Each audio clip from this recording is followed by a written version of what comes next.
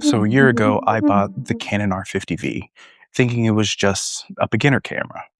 But over the last year, this little camera has filmed product videos, low light shots, travel content, social media videos, and also everything that you've seen on this channel. So after using it for an entire year, I realized something.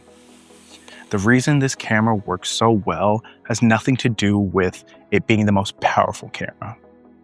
It's because it actually makes you want to create.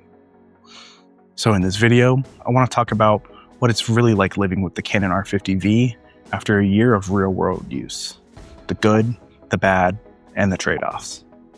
At the time, I needed a camera that could keep up with the kind of content I actually wanted to make. I wanted something that was compact, lightweight, easy to carry, but still capable of shooting professional-looking video. Because usually when cameras are small and affordable, there's a catch. Either the video quality suffers, the autofocus struggles, or the camera just starts feeling limiting once you start trying to take content creation seriously. The thing that surprised me the most about the R50V is it never felt like it was stopping me from creating. And honestly, that's what keeps me reaching for it. The first thing that really surprised me about this camera is the image quality, especially once you start shooting in 4K 24 or 4K 30. Because on paper, a lot of cameras can sound impressive. But once you start actually editing footage, that's when you notice the noise, weak dynamic range, soft image quality, or the colors just don't look right. But the footage coming out of the R50V genuinely looks sharp, detailed, and cinematic. Since the 4K 24 and the 4K 30 footage is oversampled from the 6K sensor, you get a cleaner image with less noise and more detail.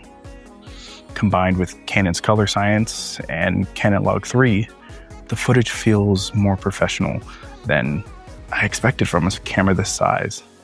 One of the biggest concerns before buying this camera was the low light performance, especially because APS-C cameras aren't usually known for dominating in darker environments. And when you start filming at night, indoors, or in controllable lighting situations, that's where cheap cameras usually start falling apart. The noise gets worse, the color starts looking muddy, and the images lose a lot of the flexibility. But honestly, the R50V handles low light way better than I expected. Is it better than full frame? No. But for the size, price, and sensor, the footage stays surprisingly clean and very usable, especially once you understand how to light yourself properly. When you're filming yourself, most of the time, autofocus becomes the most important feature you need out of a camera. When you're both the creator and the camera operator, there's nobody checking focus for you. And if the autofocus misses, even for a second, it completely ruins the shot, especially during handheld movement, product shots, or even talking heads like this. But the autofocus on the R50V has honestly been one of the most reliable parts of the camera. The subject tracking works extremely well for people, animals, and even vehicles. And most of the time, it just quietly works in the background, which means I spend less time worrying about focus and more time actually creating. Now, one of the biggest talking points about the R50V is stabilization. Because unlike a lot of the new hybrid cameras, this camera does not have IBIS. And on paper, that sounds like a huge problem, especially if you're someone that shoots handheld a lot, walks while filming, or wants smooth cinematic movement without carrying extra gear. Because without stabilization, handheld footage can start looking a little shaky really fast. But after using this camera for a year, I honestly think the stabilization conversations is just a little nuanced than people make it. The digital stabilization works surprisingly well for casual shooting, and once you pair the camera with a stabilized RF lens, a tripod, or a gimbal, getting smooth footage really isn't difficult. And honestly, I think Canon leaving out IBIS helped keep this camera smaller, lighter, and easier to carry around every day. Something I didn't expect to appreciate so much over time is how reliable this camera is. Because after the excitement of specs wears off, reliability is the thing that actually matters. The camera can have amazing image quality, incredible autofocus, and all the latest features, but none of that really matters if the battery dies on you too fast. if the camera overheats, or if you consistently feel like you can't trust it for longer shoots.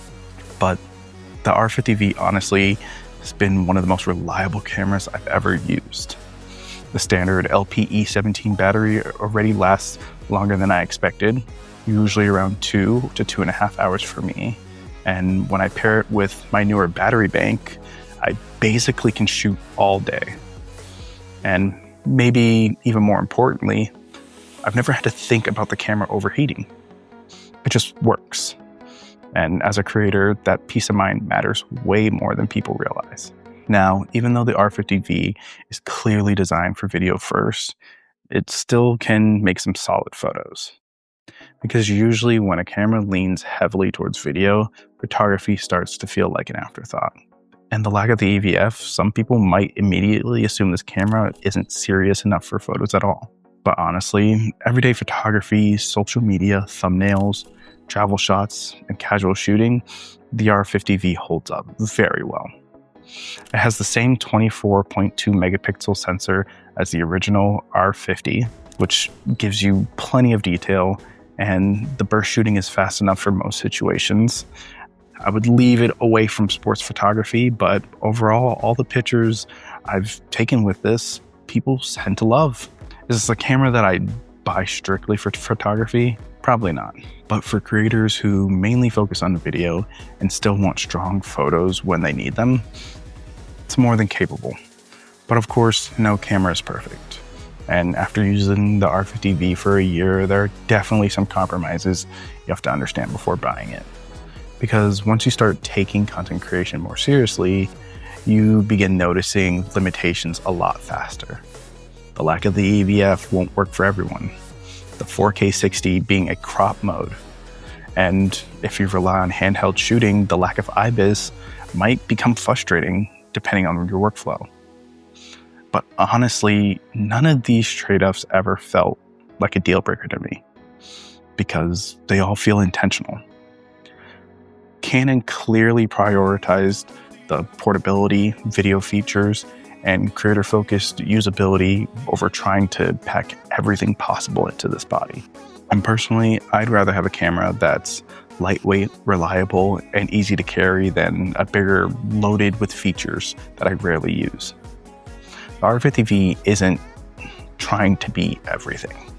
It's trying to be a simple camera that helps creators create fast. And honestly, I think that's why it works so well. And after using the R50V for a year, I think finally I understand who this camera was made for. Because this camera honestly sits in a weird spot. It's more advanced than most beginners would expect. But it's also missing features that more experienced shooters actually look for.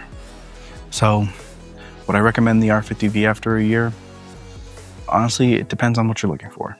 If you need the absolute best low light performance, internal stabilization, or photography first experience, there's definitely better cameras out there.